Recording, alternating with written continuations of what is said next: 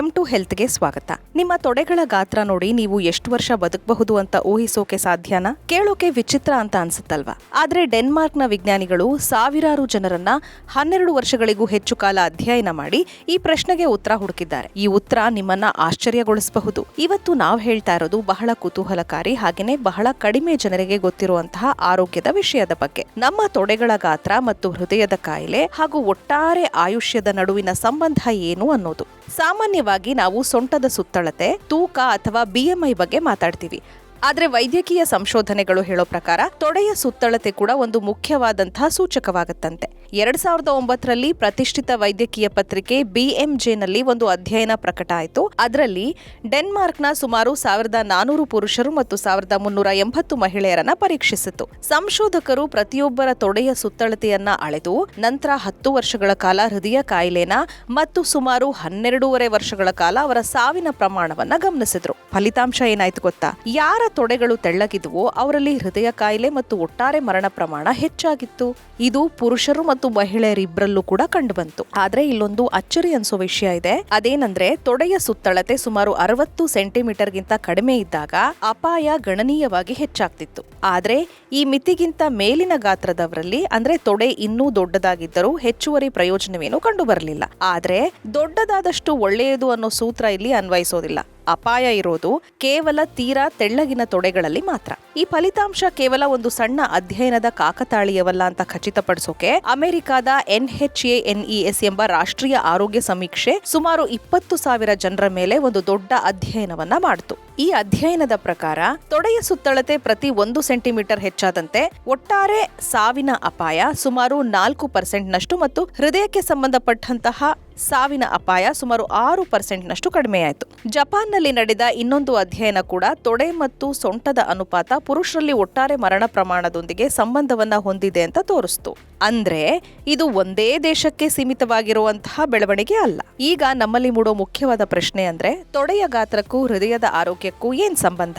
ಇಲ್ಲಿ ಮುಖ್ಯವಾದ ವಿಷಯ ನಾವು ತಿಳ್ಕೊಬೇಕಾಗಿರೋದು ಇದು ಫ್ಯಾಟ್ ಅಂದ್ರೆ ಕೊಬ್ಬಿನ ವಿಷಯ ಅಲ್ಲ. ಇದು ಸ್ನಾಯು ಅಂದ್ರೆ ಮಸಲ್ಸ್ ಗಳ ವಿಚಾರ. ತೊಡೆಗಳು ನಮ್ಮ ದೇಹದ ಅತಿದೊಡ್ಡ ಸ್ನಾಯು ಗುಂಪುಗಳನ್ನ ಹೊಂದಿವೆ. ಕ್ವಾಡ್ರಿಸೆಪ್ಸ್ ಮತ್ತು ಹ್ಯಾಮ್ಸ್ಟ್ರಿಂಗ್ ಸ್ನಾಯುಗಳು. ತೊಡೆಯ ಸುತ್ತಳತೆ ಕಡಿಮೆ ಇದೆ ಅಂತಾದ್ರೆ ಸಾಮಾನ್ಯವಾಗಿ ಆ ವ್ಯಕ್ತಿಯಲ್ಲಿ ಸ್ನಾಯುವಿನ ಪ್ರಮಾಣ ಕೂಡ ಕಡಿಮೆ ಇದೆ ಅಂತ ಅರ್ಥ. ಇದನ್ನ ವೈದ್ಯಕೀಯ ಭಾಷೆಯಲ್ಲಿ ಸಾರ್ಕೋಪೀನಿಯಾ ಅಂತ ಕರೀತಾರೆ. ಸ್ನಾಯುಗಳು ಕೇವಲ ನಡೆಯೋಕೆ ಎತ್ತೋಕೆ ಸಹಾಯ ಮಾಡೋದಿಲ್ಲ. ಅವು ರಕ್ತದಲ್ಲಿನ ಗ್ಲೂಕೋಸ್ ಅನ್ನ ಹೀರಿಕೊಳ್ಳೋಕು ಕೂಡ ಜೊತೆಗೆ ಸಂಗ್ರಹಿಸೋಕು ಸಹಾಯ ಮಾಡುತ್ತೆ. ಇನ್ಸುಲಿನ್ ಸೆನ್ಸಿಟಿವಿಟಿಯನ್ನ ಸುಧಾರಿಸುತ್ತೆ. ನಮ್ಮ ದೇಹದಲ್ಲಿನ ದೀರ್ಘಕಾಲದ ಉರಿಯೂತ ಅಂದ್ರೆ ಇನ್ಫ್ಲಮೇಷನ್ ಅನ್ನ ಕಡಿಮೆ ಮಾಡುತ್ತೆ.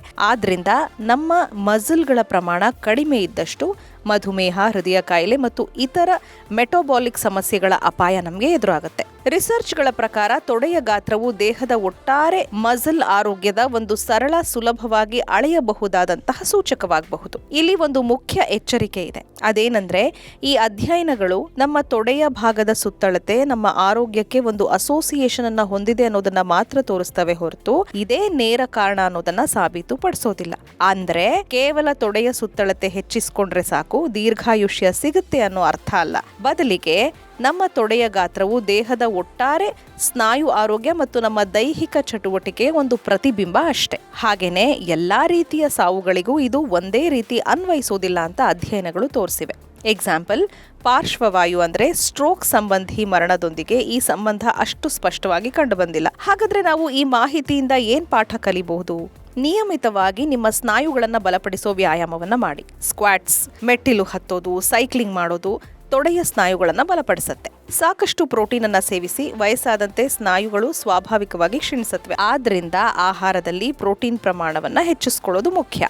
ಇನ್ನು ಕೇವಲ ತೂಕ ಮತ್ತು BMI ಮಾತ್ರ ಅಲ್ಲ, ಸ್ನಾಯುವಿನ ಪ್ರಮಾಣವನ್ನು ಕೂಡ ನಾವು ಗಮನಿಸಬೇಕಾಗತ್ತೆ. ವಿಶೇಷವಾಗಿ ವಯಸ್ಸಾದವರಲ್ಲಿ ತೆಳ್ಳಗಿನ ತೊಡೆಗಳು ಒಂದು ಎಚ್ಚರಿಕೆಯ ಸಂಕೇತವಾಗಬಹುದು. ಇನ್ನು ದೀರ್ಘಕಾಲ ಕುಳಿತುಕೊಂಡಿರೋದನ್ನ ಕಡಿಮೆ ಮಾಡಿ ದಿನನಿತ್ಯ ನಡೆಯುವ ಅಭ್ಯಾಸವನ್ನ ಇಟ್ಕೊಂಡ್ರೆ ಒಳ್ಳೆಯದು. ಒಟ್ಟಾರೆಯಾಗಿ ಹೇಳೋದಾದ್ರೆ ನಮ್ಮ ತೊಡೆಯ ಗಾತ್ರ ಒಂದು ಮ್ಯಾಜಿಕ್ ಸಂಖ್ಯೆ ಅಲ್ಲ, ಅದು ನಮ್ಮ ಸ್ನಾಯು ಆರೋಗ್ಯದ ಬಗ್ಗೆ ಒಂದಷ್ಟು ಪ್ರಮುಖ ಸುಳಿವನ್ನ ನೀಡೋದ್ರಲ್ಲಿ ಸಹಾಯ ಮಾಡುತ್ತೆ.